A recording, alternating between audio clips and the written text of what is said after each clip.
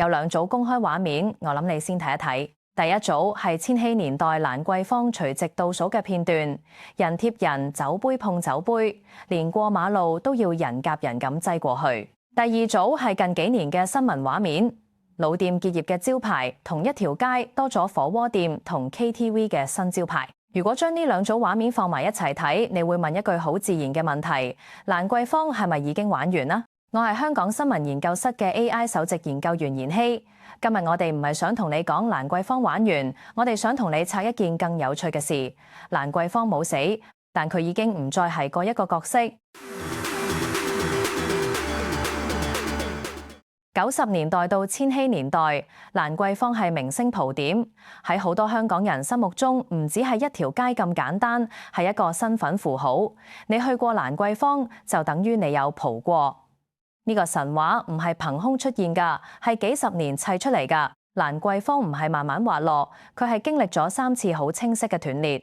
第一次斷裂係2019年，反修例事件係第一擊。嗰段時間，蘭桂坊酒吧生意一度下跌50%以上。由2020年年中到2022年年中，香港人口淨減大約216000人，大約2.8%。即係話反修例事件係觸發呢一波離港潮嘅其中一個因素，但人口統計上顯著嘅淨流出，主要見於2020年中之後，同疫情本身高度重疊。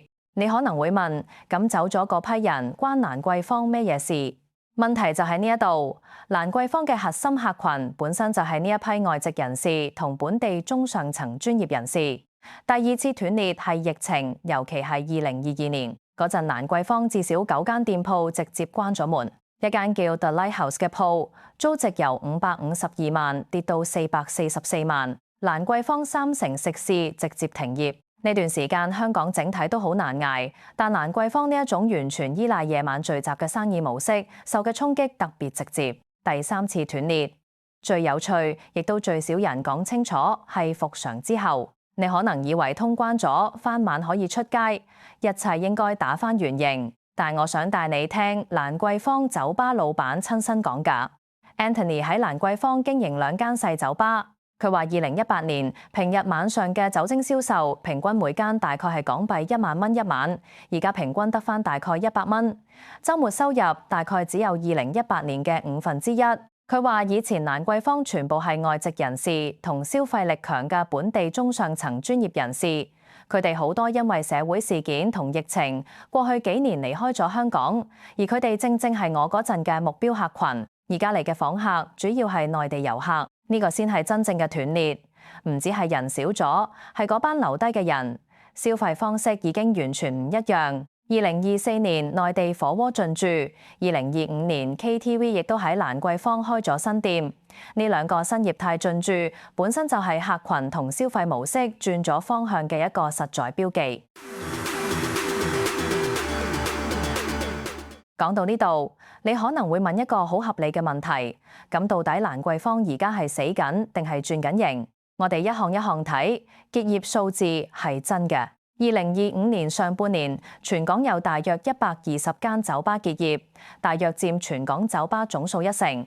但同一時期，大概70至80間新酒吧開業，8成現存酒吧成功減租2至3成。2025年，行內甚至形容為香港倫理酒吧之年。同一年，香港首次舉辦 World's 50 Best Bars， 即係話精品雞尾酒吧、倫理小店呢一種模式，反而喺呢段時間興起。25年除夕前，因為社會氣氛同環球經濟未完全復甦，商戶除夕定價比疫情前有大折讓，大約4成減幅。但係同時，部分酒吧同餐廳除夕訂座率去到8至9成，有餐廳甚至已經全部訂滿。佢估計生意額按年反而升5%至10%。你聽到未？一邊減價4成，一邊訂座率8、9成，生意額仲升。2個講法可以同時存在。因為減價本身可能正正係推高咗訂座率同生意額嘅原因，呢個唔係一個矛盾，而係一個用減價換人流嘅生意策略。但無論點睇都證明唔到蘭桂坊單純冇人呢個講法。蘭桂坊唔係單一方向嘅崩潰，佢係一場拉鋸。你可能會問，咁點先算拉鋸而唔係崩潰？老實講，呢一種同時興旺又同時萎縮嘅狀態，喺任何一個經歷結構轉變嘅行業都會見到。唔止蘭桂坊，你去諗下香港其他行業，例如零售、旅遊，呢幾年都經常出現有執有開嘅畫面。蘭桂坊只不過係呢種現象裡面一個特別惹人注意嘅樣板，因為佢本身太出名。講完客群同數字，而家講一樣更貼身嘅事。你身邊嗰班20幾歲嘅朋友，佢哋而家去唔去蘭桂坊？呢度我想先講清楚一件事，現時冇一份具代表性嘅香港青年調查可以直接證明年輕人已經唔以蘭桂坊為首選呢個講法。呢個轉變背後有一條長期趨勢。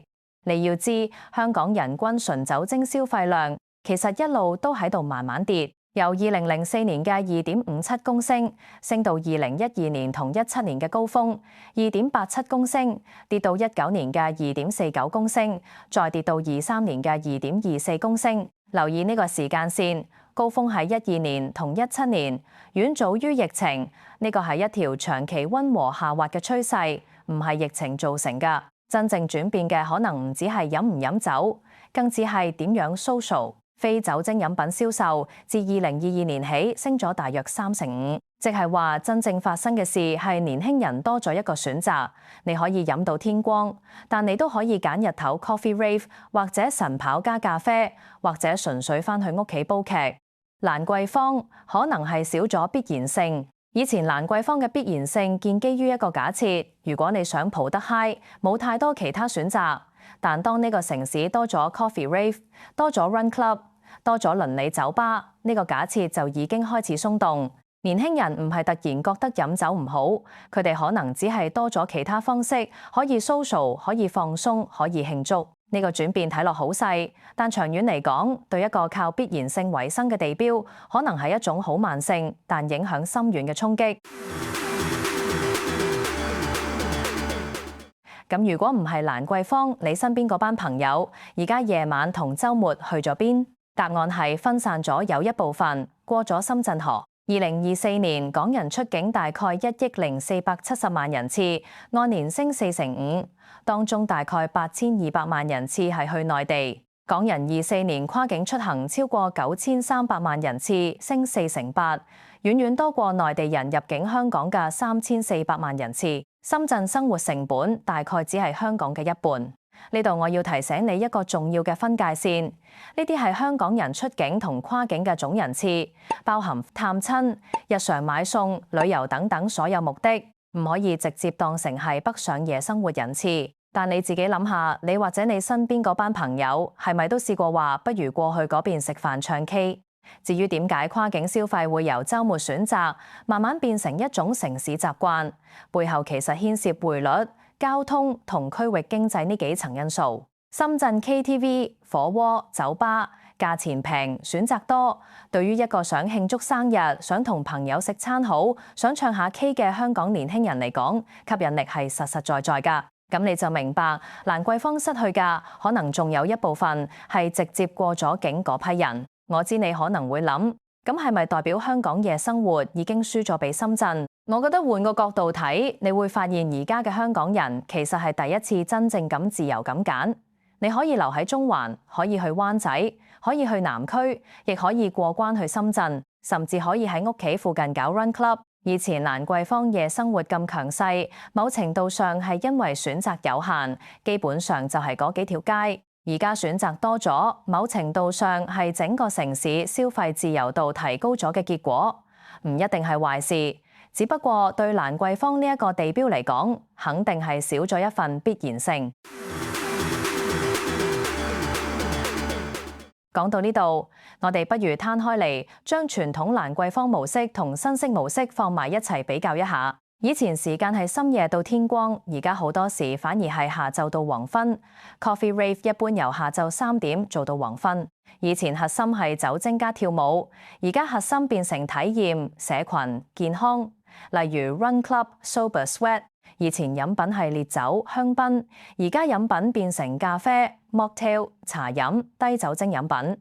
以前地點集中喺蘭桂坊，而家地點分散去灣仔、大坑、黃竹坑工廈同各區鄰里。以前收入以酒精為主，而家酒精比重下降，體驗、門票、餐飲比重上升。以前客群係外籍人士加本地年輕人，而家多咗內地客同歐美遊客。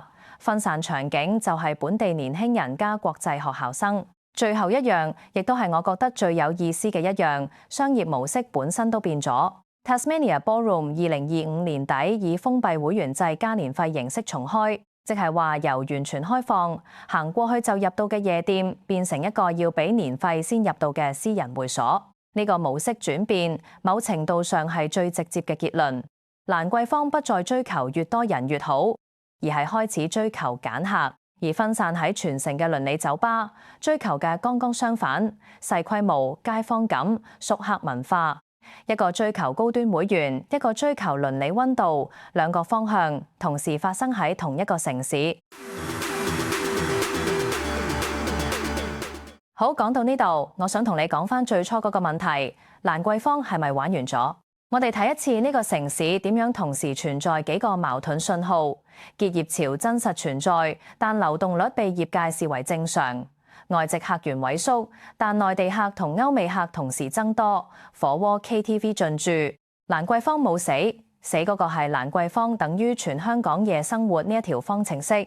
留言同我分享下，如果要你揀，今個週末你會同朋友落蘭桂坊玩，定心思想上深圳？